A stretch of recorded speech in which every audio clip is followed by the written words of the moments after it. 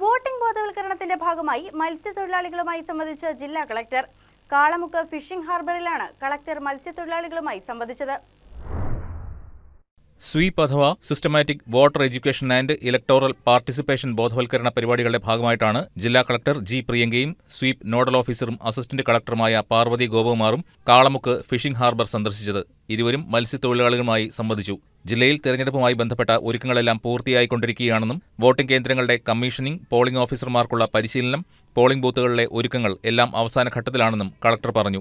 സാക്ഷരതയും digital സാക്ഷരതയും 100% കൈവരിച്ചതുപോലെ തന്നെ ഭരണഘടന നൽകുന്ന ഏറ്റവും വലിയ അവകാശമായ വോട്ടിംഗിലും 100% കൈവരിക്കാൻ നമുക്ക് സാധിക്കണമെന്നും അതിനായി ഏപ്രിൽ 9 എല്ലാവരും പോളിംഗ് ബൂത്തുകളിലെത്തി സമ്മതിദാന അവകാശം വിനിയോഗിക്കണമെന്നും കളക്ടർ മത്സ്യത്തൊഴിലാളികളോട് പറഞ്ഞു. നിയമസഭാ തെരഞ്ഞെടുപ്പിന് 3 നാൾ മാത്രം ബാക്കി നിൽക്കെ വോട്ടിംഗ് ബോധവൽക്കരണം ഊർജിതമാക്കുന്നതിന്റെ ഭാഗമായായിരുന്നു സന്ദർശനം. News desk KCV news.